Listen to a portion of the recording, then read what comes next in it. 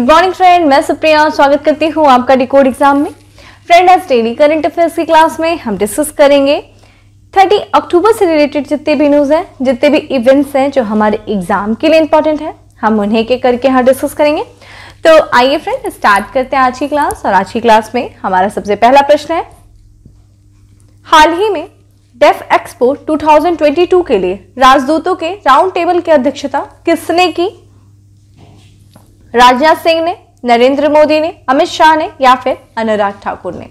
तो फ्रेंड, इसका correct answer हो जाएगा ए, यानी कि रक्षा मंत्री राजनाथ सिंह के द्वारा डेफ एक्सपो 2022 के लिए राजदूतों के राउंड टेबल की अध्यक्षता की गई है।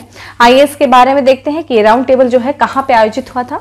तो मित्र देशों के साथ साथ दुनिया के रक्षा निर्माण उद्योगों के लिए एक प्रमुख आउटरीच में रक्षा मंत्री राजनाथ सिंह ने नई दिल्ली में डेफ एक्सपो यानी कि डिफेंस एक्सपो 2022 के लिए राजदूतों के राउंड टेबल की अध्यक्षता की है।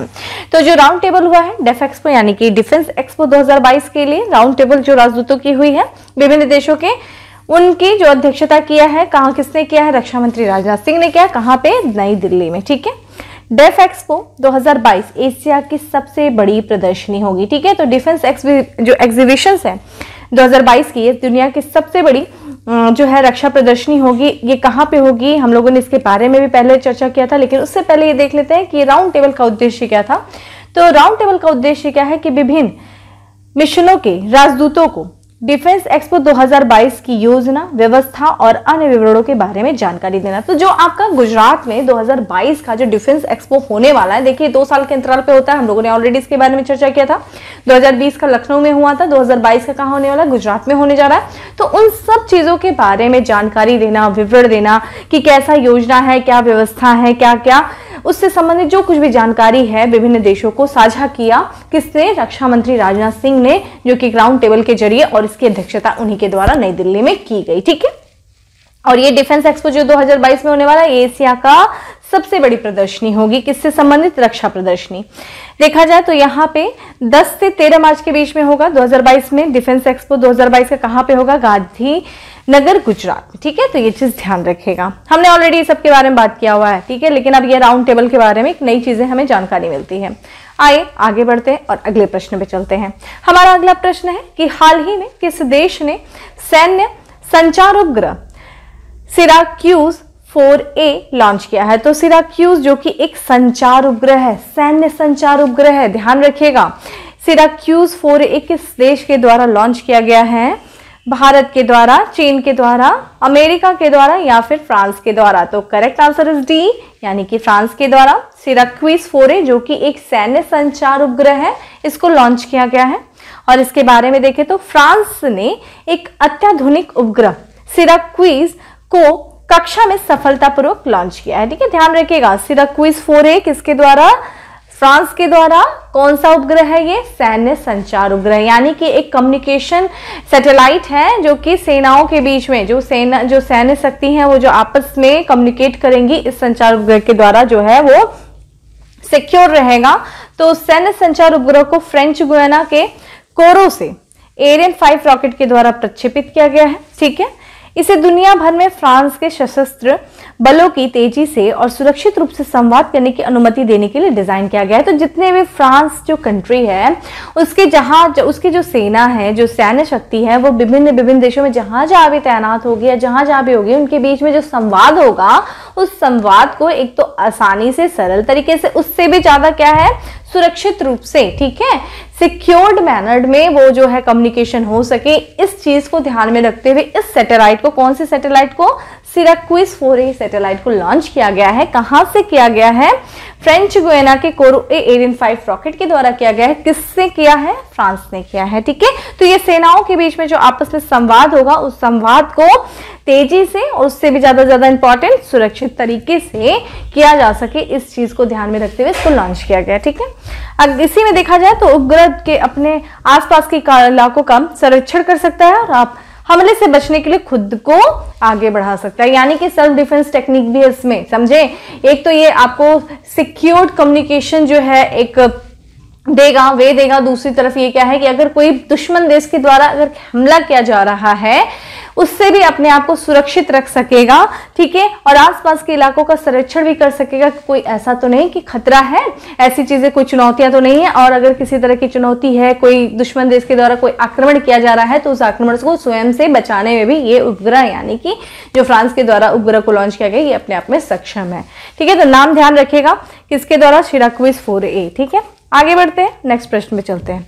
नेक्स्ट प्रश्न काफी ज्यादा इंपॉर्टेंट है कि राष्ट्रीय खेल पुरस्कार समिति ने कितने खिलाड़ियों को मेजर ध्यानचंद खेल रत्न पुरस्कार 2021 के लिए नामित किया है। देखिए ये काफी ज्यादा इंपॉर्टेंट है, क्योंकि मेजर ध्यानचंद खेल रत्न पुरस्कार, जो कि इसका पहले नाम क्या था, राजीव गांधी खेल रत्न पुरस्कार, इसको हाल ही में, इसको वर्तमान सरकार के द्वारा इसके नाम को बदल दिया गया है, और जो मेजर ध्यानचंद खेल रत्न पुरस्कार उनके नाम पे, मेजर ध्यानचंद के नाम पे इस पुरस्कार का नाम रखा गया है, ठीक है। आप मुझे मेजर ध्यानचंद के बारे में बताएंगे कि ठीक है, उनकी जन्मतिथि कब है, उनकी जन्मतिथि के उपलक्ष्य में कौन सा दिवस मनाया जाता है, उनके बारे में आप थोड़ा सा मुझे जानकारी दीजिए कि क्यों उनको हॉकी का जादूगर कहा जाता है, थोड़ा सा उनका बताइए मुझे। बाकी हम देखते हैं, तो इस बार जो है मेजर ध्यानचंद खेल रत्न पुरस्कार के लिए कितने लोगों को, कितने खिलाड़ियों को नामित किया गया है, 15, 11, 20 या फिर 25। तो करेक्ट आंसर इज बी, यानी कि 11 खिलाड़ियों को मेजर ध्यानचंद खेल रत्न पुरस्कार 2021 के लिए नामित किया गया है। आइए देखते हैं ये खिलाड़ी कौन कौन से हैं। तो राष्ट्रीय खेल पुरस्कार समिति ने 11 खिलाड़ियों को मेजर ध्यानचंद खेल रत्न पुरस्कार देने की घोषणा की है। किसने किया है, राष्ट्रीय खेल पुरस्कार समिति, ठीक है। समिति के बारे में भी थोड़ा सा पढ़ लीजिएगा आप लोग। बाकी 11 खिलाड़ियों को इस बार नामित किया गया है मेजर ध्यानचंद खेल रत्न पुरस्कार देने के लिए। ये 11 खिलाड़ियों में सबसे पहले देख लीजिए नीरज चोपड़ा को, ठीक है, एथलेटिक्स है, इन्होंने भाला फेंक में गोल्ड मेडल जीता था सिंगल। ये ऐसे दूसरे युवा हैं जो सिंगल मतलब प्रतिस्पर्धा में इन्होंने गोल्ड मेडल जीता था। आप मुझे आंसर करिए कि इसके पहले किन्होंने जीता था गोल्ड मेडल, ठीक है। सिंह, नीरज चोपड़ा, रवि दहिया है, इन्होंने कुश्ती में, ठीक है। PR श्रीजेश है, इनको हॉकी में। लवलीना बोरगोहेन जो है ये मुक्केबाजी में है। सुनील छेत्री फुटबॉल, और फ्रेंड ध्यान रखिएगा सुनील छेत्री जो फुटबॉलर हैं ये खेल रत्न के लिए चुने गए पहले फुटबॉलर हैं, इसलिए ये स्टार बना लीजिए, क्योंकि फुटबॉल से पहली खिलाड़ी हैं जिसको खेल रत्न ये आपका ध्यानचंद खेल रत्न पुरस्कार देने के लिए या फिर खेल रत्न देने के लिए चुना गया है, और ऐसे चुने गए ये पहले फुटबॉलर हैं। मिताली राज क्रिकेट से हैं। प्रमोद भगत बैडमिंटन से है। सुमित अंतिम भाला है। अवनी लेखेड़ा शूटिंग से है, शूटिंग से। कृष्णा नागर बैडमिंटन। M नरवाल शूटिंग से है। ये 11 खिलाड़ी जो शामिल है, आपको पता होना चाहिए इन सभी 11 खिलाड़ियों के नाम पता होना चाहिए, किस क्षेत्र से संबंधित है। डायरेक्ट ऐसे प्रश्न बन जाता है, नाम दे देगा, लाइक ऐसे दे देगा कि बताइए लवलीना किस खेल से संबंधित है, मिताली राज किस खेल से संबंधित है, सुमित अंतिल किस खेल से संबंधित है, मैच द फॉलोइंग में भी दे सकता है, इसलिए आपको ये चीज पता होनी चाहिए। ये पिछले साल देखिए 5 लोगों को खेल रत्न दिए जाने के लिए चुना गया था, और यार इसी में ध्यान रखिएगा कि अर्जुन पुरस्कार के लिए भी इस बार 35 खिलाड़ियों को चुना गया है, ठीक है। तो समिति ने अर्जुन पुरस्कार के लिए 35 खिलाड़ियों को चुना है, खेल रत्न के लिए 11 खिलाड़ियों को चुना है। आगे बढ़ते हैं और नेक्स्ट प्रश्न पे चलते हैं कि हाल ही में कौन सी स्पेस कंपनी बोइंग कंपनी के साथ मिलकर के एक वाणिज्यिक अंतरिक्ष स्टेशन को विकसित करेगी। तो कौन सी कंपनी जिसने बोइंग कंपनी के साथ समझौता किया है, किस चीज के लिए किया है, वाणिज्यिक अंतरिक्ष स्टेशन को विकसित करने के लिए।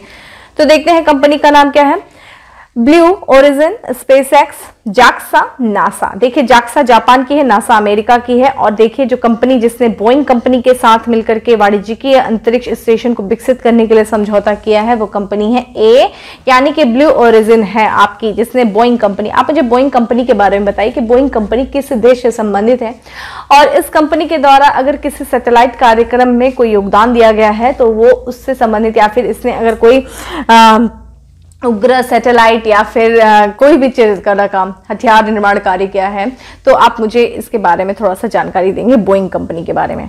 चलिए देखा जाए तो जेफ बेजोस की स्वामित्व, ये देखिए ब्लू ओरिजिन जो है ना वो जेफ बेजोस जो अमेज़न कंपनी के चेयरपर्सन CEO हैं, उन्हीं की ये स्वामित्व वाली ब्लू ओरिजिन है जिसने बोइंग के साथ समझौता किया है, ठीक है। किस चीज के लिए, ऑर्बिटल रीफ नामक एक वाणिज्यिक अंतरिक्ष स्टेशन विकसित करने के लिए। तो एक कॉमर्शियली जो स्पेस स्टेशन है जिसका नाम क्या होगा, ऑर्बिटल रीफ, ठीक है। ऑर्बिटल रीफ जो है 2 लोगों के सहयोग से बनाया जा रहा है, और वाणिज्यिक अंतरिक्ष स्टेशन किसके द्वारा देखा जाए, बोइंग के साथ मिलकर के ब्लू ओरिजिन, और ब्लू ओरिजिन किसके स्वामित्व पे जो ब्लू ओरिजिन है उस पे किसका स्वामित्व है?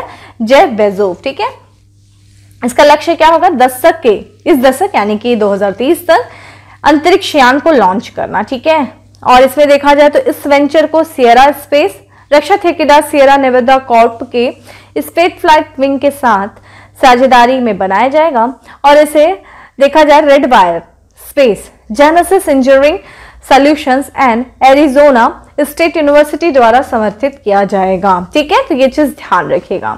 बाकी आपके लिए इंपॉर्टेंट ये चीज है कि ये जो वाणिज्यिक अंतरिक्ष स्टेशन जिसका नाम है ऑर्बिटल रीफ, तो पता होना चाहिए ब्लू ओरिजिन और बोइंग के सहयोग से विकसित किया जा रहा है। और अगर ये से भी डायरेक्ट प्रश्न पूछ सकता है ऑर्बिटल रीफ क्या है, तो ये ध्यान रखिए एक वाणिज्यिक अंतरिक्ष स्टेशन है जिसको इस मतलब अंतरिक्ष यान को जिसको विकसित किया जा रहा है इन कंपनियों के द्वारा। आगे बढ़ते हैं, नेक्स्ट प्रश्न पे चलते हैं। हाल ही में साइबर सुरक्षा के लिए किस बैंक और सीडेक के बीच के मध्य समझौता हुआ? देखिए आज के वर्तमान दिन में जिस तरीके से सारी चीजें बहुत ज्यादा ऑनलाइन होती जा रही हैं, उतना ही साथ साथ इस प्रक्रिया में उतनी ही बड़ी जो चुनौती उभर के सामने आ रही है वो है साइबर सिक्योरिटी।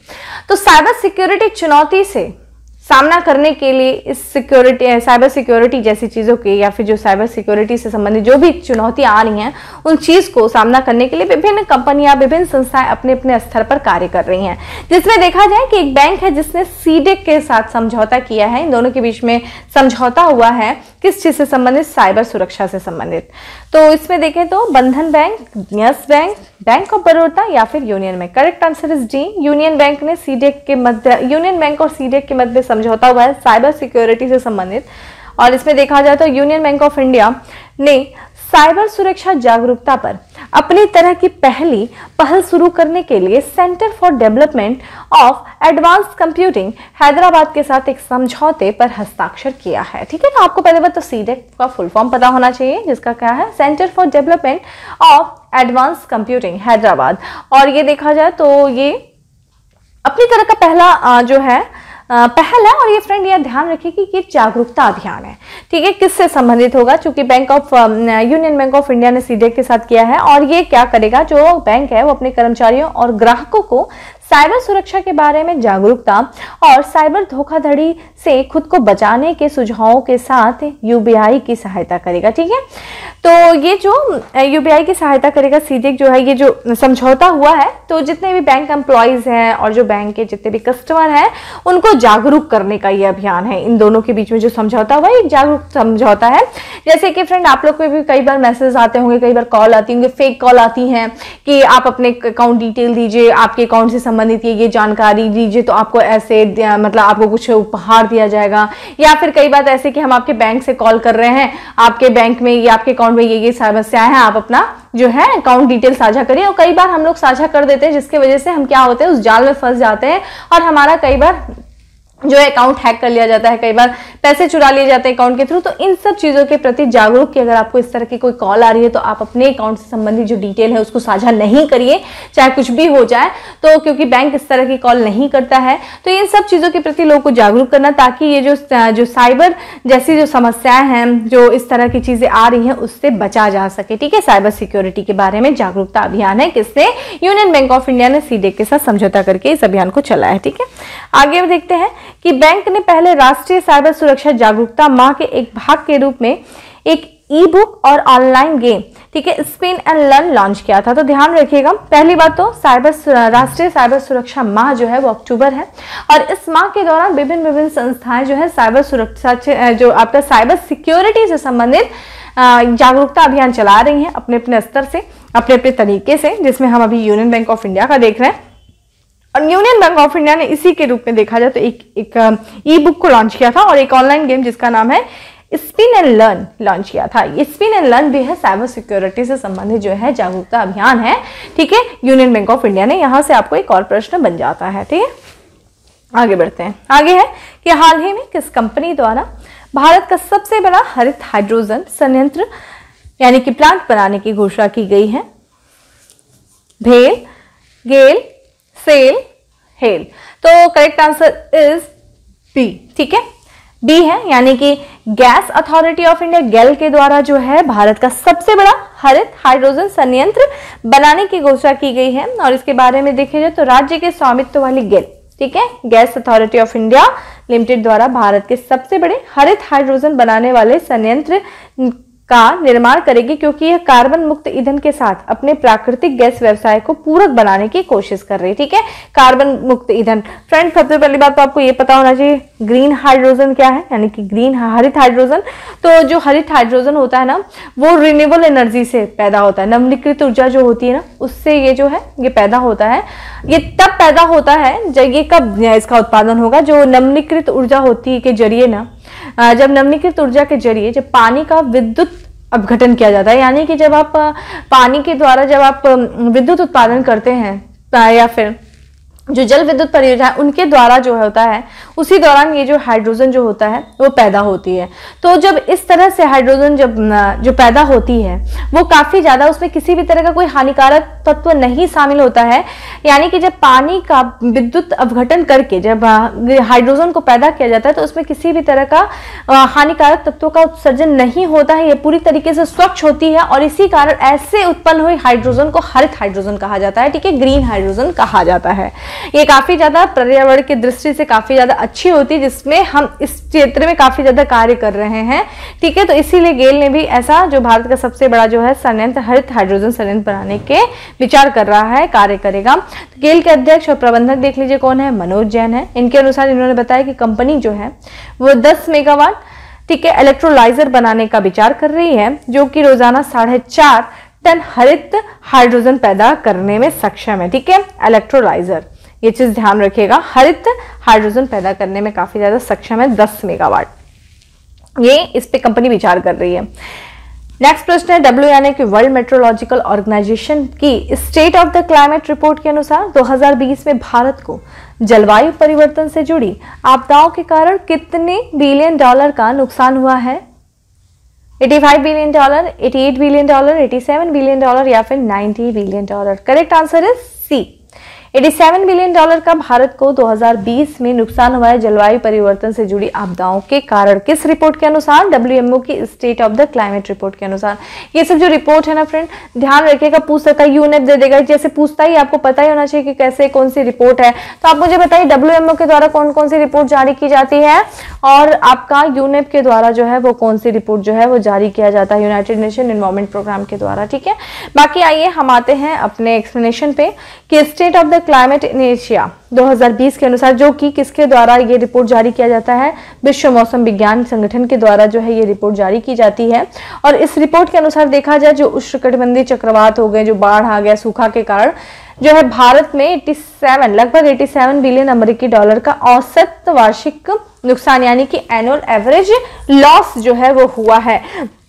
तो जो भी प्राकृतिक आपदाओं के कारण, जिसमें से आप देख रहे हैं लगातार हम लोगों ने पढ़ा है, चलिए आप मुझे एक कमेंट बॉक्स में आंसर करिए। अभी हाल ही में जो 2-3 चक्रवात आए हैं, उष्णकटिबंधीय चक्रवात जो बे ऑफ बंगाल में और अरब सागर में, उनके नाम बताइए। अभी हाल ही में कौन कौन से चक्रवात आए हैं उनके नाम बताइए, और उनके जो नाम है ना वो किन देशों के द्वारा उनका नामकरण किया गया था वो हमें जरूर बताइए। प्रश्न यहाँ से जरूर बनता है।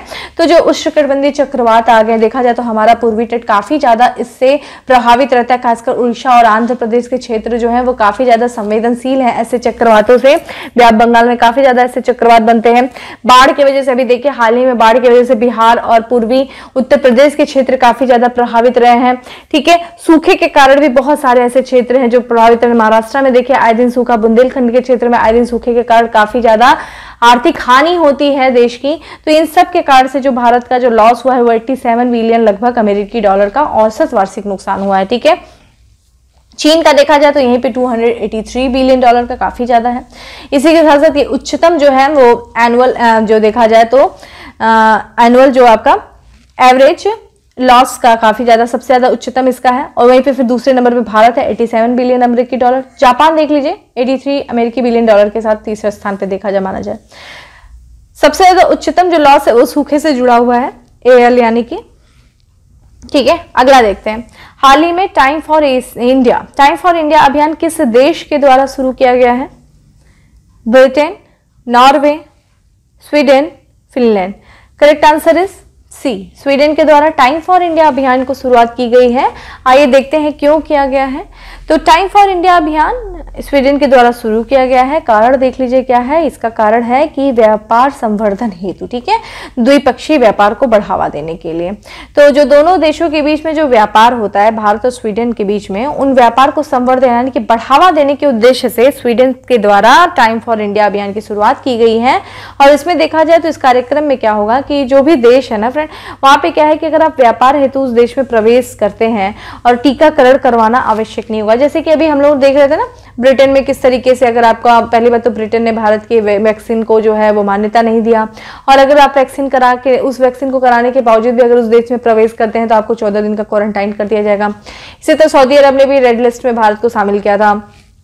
तो स्वीडन ने ऐसा कहा कि नहीं, हमें हमारा जो है उसने व्यापार हित को सबसे सर्वोपरि रखा, और व्यापार हित को ध्यान में रखते हुए भारतीय लोग अगर व्यापार के लिए स्वीडन में प्रवेश करते हैं तो उन्हें जरूरी नहीं है कि वो टीकाकरण करवाए हो नहीं करवाए हो, ये उसके लिए मान्यता नहीं रखता है।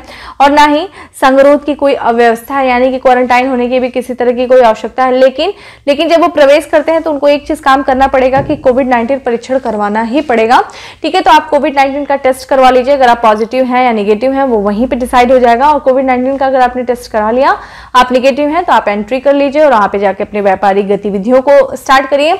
और अगर बाकी आपने वैक्सीनेशन कराया है नहीं कराया, इस आधार पे जो है स्वीडन की सरकार ना ही तो आपको क्वारंटाइन कर रही है, ना ही तो आपको प्रवेश को वर्जित कर रही है, ठीक है।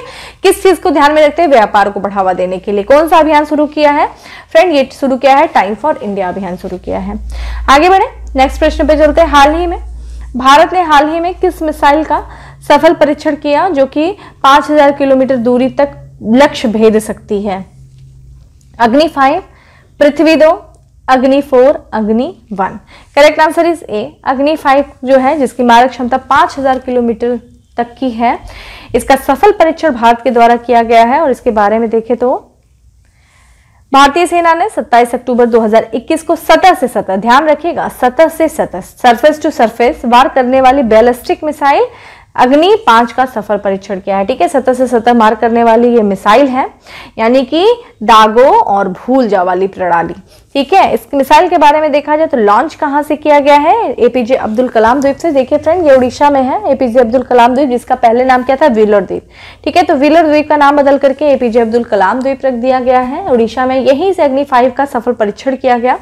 बात करें अग्नि 5, तो अग्नि 5 जो है ये भारत की पहली और एकमात्र अंतर महाद्वीपीय बैलिस्टिक मिसाइल है, इंटरकॉन्टिनेंटल बैलिस्टिक मिसाइल। समझ रहे हैं? इंटरकॉन्टिनेंटल, एक तो इसकी 5000 मारक क्षमता, यानी कि अगर हमला करने में सक्षम है, तो अगर इंटरकॉन्टिनेंटल मतलब एक महाद्वीप से दूसरी महाद्वीप में ये आक्रमण करने के लिए, मतलब हमला करने के लिए सक्षम है। देखा जाए तो इसका जिस तरह का इसकी जो रेंज है 5000, उसमें देखा जाए चीन हो गया, पाकिस्तान हो गया, पूरा यूरोप का जो क्षेत्र जद उसमें अपना ले सकता है। तो इस तरह से पूरा देखा जाए तो पूरा एशिया, पूरा यूरोप और अफ्रीका के कुछ हिस्सों तक ये हमला करने में सक्षम है अग्नि 5, ठीक है। इंटरकॉन्टिनेंटल भारत की जो देखा जाए पहली और एकमात्र इंटरकॉन्टिनेंटल बैलिस्टिक मिसाइल है। दूसरा सतह से सतह मार करने वाली है, दागो और भूल जा प्रणाली जो है इस पे बेस्ड है ये, ठीक है। इसके बारे में और देखा जाए तो अग्नि 5 को किसके द्वारा विकसित किया गया? डीआरडीओ और भारत डायनेमिक्स लिमिटेड के द्वारा विकसित किया गया है। इसका वजन देख लीजिए 50,000 किग्रा है। इसमें देखा जाए तो ये कितनी मीटर लंबी है? 1.75 मीटर लंबी है। और व्यास की बात करें तो 2 मीटर व्यास है, ठीक है। इसकी मारक क्षमता के बारे में हम लोगों ने ऑलरेडी बात किया कि इसकी जो मारक क्षमता जो कि 5000 किलोमीटर है, इसमें पूरा एशिया, यूरोप, अफ्रीका के कुछ हिस्सों में ये मार करने में सक्षम है। और इसके बारे में अगर हम कुछ और बात करें फ्रेंड, तो इसमें जो है इसके बारे में अगर हम कुछ और बात करें तो ये देखा जाए एक साथ कई हथियारों को ले जाने में सक्षम है, ठीक है। मल्टी टारगेट ये एक साथ कर सकती है और एक साथ कई लक्ष्यों को निशाना बनाने में भी इसको लॉन्च किया जा सकता है। और इस मिसाइल से फ्रेंड 1.5 टन, ठीक है, 1.5 टन, ध्यान रखिएगा, ये जो मिसाइल है वो 1.5 टन तक न्यूक्लियर हथियार को साथ में ले जा सकती है। और सबसे मेन चीज, इसकी सबसे अच्छी बात जो है अग्नि 5 की वो है कि ये मोबाइल लॉन्चर का उपयोग किया गया, ठीक है। इसको लॉन्च करने के लिए मोबाइल लॉन्चर का उपयोग किया गया है, जिसकी वजह से ये जो मिसाइल है, मिसाइल को कहीं से भी आसानी से ले आ सकते हैं, मतलब एक स्थान से दूसरे स्थान पे भी ले जा करके आप लॉन्च कर सकते हैं। और इस्तेमाल भी काफी इसका आसान बताया जा रहा है, काफी ले जाने में इस्तेमाल भी काफी आसान है। इस वजह से देखा जाए तो देश में कहीं से भी इसकी तैनाती की जा सकती है, चूंकि मोबाइल लॉन्चर से ये लॉन्च किया गया है, तो एक स्थान से दूसरे स्थान में ले जाने में भी और तैनाती करने में भी काफी आसान है। बाकी बात किया जाए तो शामिल होने के बाद अग्नि 5 को सामरिक बल कमान के साथ तैनात किया जाएगा। ठीक है, शामिल जब हो जाएगी अग्नि 5 तो इस सामरिक बल कमान सेना के साथ इसको तैनात किया जाएगा। लास्ट प्रश्न पे चलते हैं कि हाल ही में किस मंत्रालय द्वारा किसानों की सहायता के लिए कृषि उड़ान 2 नामक योजना को शुरू किया गया है? रक्षा मंत्रालय, गृह मंत्रालय, नागरिक उड्डयन मंत्रालय, कपड़ा मंत्रालय। तो करेक्ट आंसर इज सी, नागरिक उड्डयन मंत्रालय के द्वारा कृषि उड़ान, यानी कि कृषकों को, किसानों को सहायता देने के लिए योजना जो चलाई गई कृषि उड़ान 2 चरण 2 जो है वो किसके द्वारा, किस मंत्रालय के द्वारा? नागरिक उड्डयन मंत्रालय के द्वारा। और इसके बारे में देखें तो नागरिक उड्डयन मंत्रालय ने कृषि उड़ान 2 यानी कि जो दूसरा इसका चरण है योजना को शुरू किया है। इसमें देखा जाए तो इसके तहत, इस योजना के तहत, कृषि उड़ान 2 योजना के तहत देखा जाए तो कृषि उत्पादों के परिवहन में किसानों की सहायता के लिए उत्तर पूर्वी, पहाड़ी, आदिवासी क्षेत्रों में हवाई अड्डों में कार्गो से संबंधित इंफ्रास्ट्रक्चर का निर्माण किया जाएगा। तो जो भी दूर दराज के इलाके हैं, जो रिमोट एरिया हैं, जो भी पहाड़ी क्षेत्र हैं, जो भी उत्तर पूर्वी के जो राज्य हैं, जो आदिवासी क्षेत्र हैं, उन किसानों के द्वारा जो उत्पादन किया जाता है, उन उत्पादन को देखा जाए तो मार्केट तक पहुंचाने के लिए, उन तक पहुंच बनाने के लिए सरकार के द्वारा यानी कि नागरिक उड्डयन मंत्रालय के द्वारा जो कृषि उड़ान योजना चलाई कि उसका उद्देश्य है कि उस क्षेत्र में जो भी हवाई अड्डे होंगे उन हवाई अड्डों में कार्गो से संबंधित इंफ्रास्ट्रक्चर विकसित किया जाएगा और फिर वहां पे जो उस क्षेत्र के जो किसान होंगे उन किसानों के उत्पादन को, जो भी कुछ उत्पादन किए होंगे उन उत्पादों को वहां से लेकर के दूसरे क्षेत्र में जो है ले जाया जाएगा, ताकि इससे उनके जो उत्पादन का वो मार्केट तक पहुंच सुनिश्चित हो सके, उनकी जो बिक्री हो सके। इससे क्या होगा, किसानों की आय बढ़ेगी। तो उद्देश्य एट द एंड क्या है, मतलब आखिरी जो उद्देश्य है सरकार का वो यही है कि केंद्रीय नागरिक उड्डयन मंत्री ज्योतिरादित्य सिंधिया के अनुसार सरकार किसानों की आय को दुगुना करने के लिए प्रतिबद्ध है। तो किसानों की आय को दुगुना करने के लिए सरकार जो विभिन्न तरीकों का इस्तेमाल कर रही है। इसमें जो कुछ भी देखिए, किसान की आय कैसे होगी, जो भाई उत्पादन कर रहे हैं उस उत्पादन को बाजार तक पहुंच भी तो सुनिश्चित करनी होगी। जो लोग, एक होता है उत्पादन करता होता है, खरीद वाला है, तो खरीदार तक उस वस्तु को पहुंचना भी आवश्यक है। क्योंकि रिमोट एरिया में देखा जाए तो परिवहन सुविधाएं इतनी अच्छी नहीं होती, तो जिसकी वजह से जहां उस क्षेत्र के जो किसान होते हैं, जो उत्पादन करते हैं, उनकी जो उपज है वो आ नहीं सकती है मार्केट में। तो इन सबको सुनिश्चित करने के लिए जो नागरिक उड्डयन मंत्रालय ने कृषि उड़ान योजना को शुरू किया है। ठीक है, तो ये थे हमारे 10 MCQs। अब आ जाते हैं फैक्ट्स ऑफ द डे पे।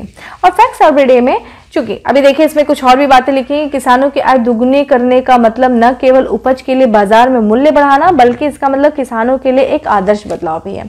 चलिए फैक्ट्स ऑफ द डे पे आते हैं कि जम्मू कश्मीर का विलय दिवस कब हुआ था? 26 अक्टूबर 2021 को। आप मुझे बताएंगे कि कौन से राजा थे जिन्होंने विलय पत्र पर हस्ताक्षर किया था और इसके बाद जो है कश्मीर जो है वो जम्मू कश्मीर भारत का हिस्सा हो गया था।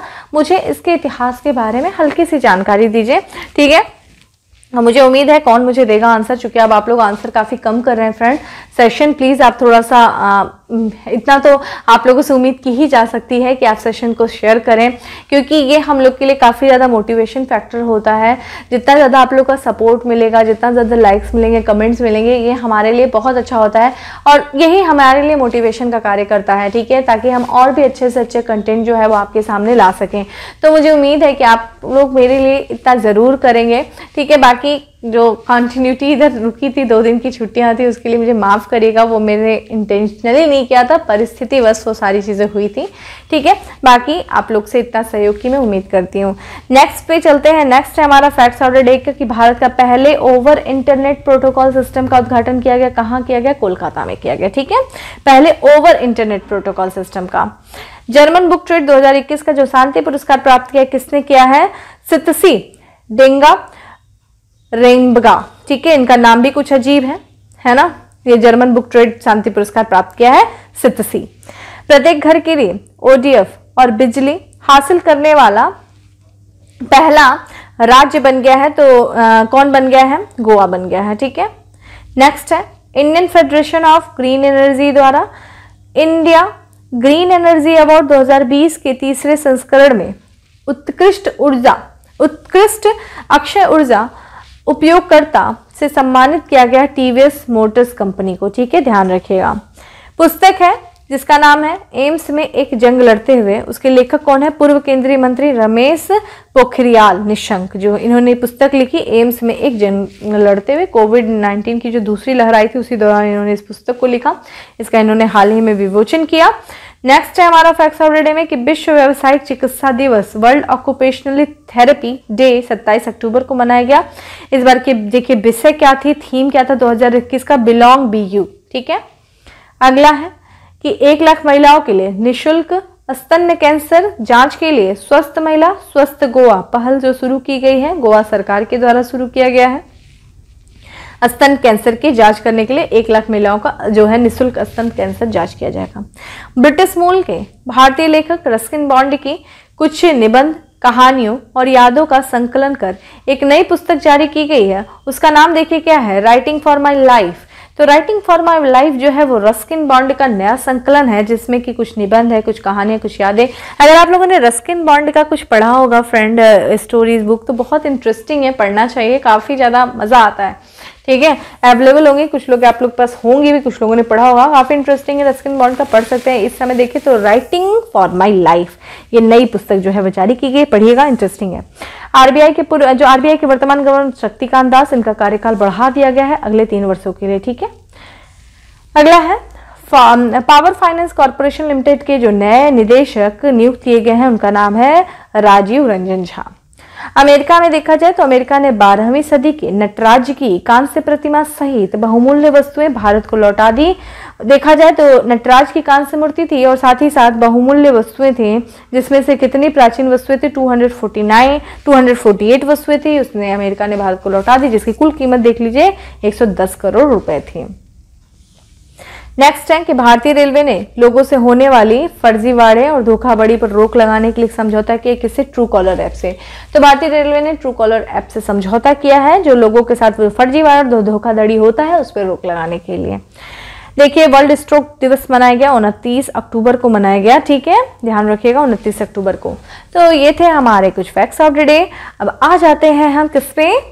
उत्तर प्रदेश स्पेशल। उत्तर प्रदेश स्पेशल में देखें तो उत्तर प्रदेश सरकार ने सबसे पहला स्पेशल है कि उत्तर प्रदेश सरकार ने कासगंज का एक स्थान है उसको तीर्थ स्थल घोषित किया है। यह है स्थान क्या है? सोरो। जो सोरो है ये कासगंज में एक स्थान है जो कि उत्तर प्रदेश सरकार के द्वारा तीर्थ स्थल घोषित किया गया है। दिल्ली के मुख्यमंत्री हैं अरविंद केजरीवाल। इनका कार्यक्रम जो कि मुख्यमंत्री तीर्थ यात्रा योजना के अंतर्गत उत्तर प्रदेश का स्थान अयोध्या को, ठीक है, उसको शामिल किया है। तो जो देखा जाए जो दिल्ली के मुख्यमंत्री अरविंद केजरीवाल ने मुख्यमंत्री तीर्थ यात्रा योजना के अंतर्गत प्रदेश के अयोध्या को शामिल किया है। ठीक है, अगला है उत्तर प्रदेश के अमरोहा जिले के गजरोला में स्थित वेंकटेश्वर विश्वविद्यालय के चेयरमैन जिन्हें international glory award man of the year 2021 से सम्मानित किया गया, उनका नाम देखा गया है डॉक्टर सुधीर गिरी। तो जो डॉक्टर सुधीर गिरी हैं वो देखा जाए तो वेंकटेश्वर विश्वविद्यालय के चेयरमैन हैं। इनको international glory award man of the year 2021 से सम्मानित किया गया है। और इनका जो वेंकटेश्वर समूह है वो उत्तर प्रदेश के अमरोहा जिले के गजरोला में स्थित है। ठीक है, ये इनका जो विश्वविद्यालय है और ये इनके चेयरमैन है वेंकटेश्वर समूह के। सितंबर 2021 में कैबिनेट बैठक हुई थी। तो जो आपका देखा जाए तो मुख्यमंत्री योगी आदित्यनाथ ने एयरपोर्ट विकसित करने की घोषणा की ललितपुर। तो ललितपुर में नया जो है एयरपोर्ट विकसित करने की घोषणा किया गया है मुख्यमंत्री के द्वारा, जो सितंबर 2021 के कैबिनेट बैठक हुई थी उस दौरान। लास्ट देख लेते हैं उत्तर प्रदेश स्पेशल में कि जो कानपुर में सबसे पहले बनाया जाता है लेदर पार्क। अब कानपुर के बाद जो दूसरे शहर में जो लेदर पार्क बनाया जाएगा वो बनेगा नोएडा में। ठीक है, तो ये थे हम लोगों ने देखा जाए तो 10 MCQs को डिस्कस किया, साथ ही साथ हम लोगों ने फैक्ट्स ऑफ द डे दिया और आपको मैंने काफी वर्क दिया है। और ये भी उम्मीद करती हूँ कि आप लोग वर्क के साथ साथ मेरे को काफी सपोर्ट करेंगे मुझे, क्योंकि आप लोग के सपोर्ट से ही हम लोग हैं, आप लोग हैं तो हम लोग हैं। और बाकी आप लोग की जो रिक्वायरमेंट है, जो भी कुछ इंक्वायरी है या जो कुछ आप लोग कुछ चेंज चाह रहे हो या फिर कुछ और चाह रहे हो सब्जेक्ट से रिलेटेड, अगर तो आप अपने कमेंट बॉक्स में अपने सुझाव को या फिर आपको अगर कुछ एडिशनल जो कुछ भी चाहिए कि हाँ मैम कुछ इसमें चेंज कर सकते हैं, कुछ नई चीजें ऐड कर सकते हैं, वो चीज़ जरूर आप लोग कमेंट बॉक्स में बताइए, उस पर जरूर वर्क किया जाएगा। ठीक है, तो सेशन अगर अच्छा लगा हो तो लाइक करना नहीं भूलें, ज़्यादा से ज़्यादा शेयर करें, जो कि आप लोग कर नहीं रहे हैं। लेकिन फिर भी मैं आपसे उम्मीद करूंगी कि आप शेयर करेंगे। और जो डेली करंट अफेयर्स की पीडीएफ है वो आपको टेलीग्राम ग्रुप के डिकोड एग्जाम पे अवेलेबल है, जहां से आप इसको डाउनलोड कर सकते हैं जाके, जितने भी जो हम लोग जो डेली डिस्कस करते हैं करंट अफेयर्स। ठीक है फ्रेंड, फिर मिलते हैं अपने नेक्स्ट सेशन में, तब तक के लिए bye, have a good day, stay safe and stay happy.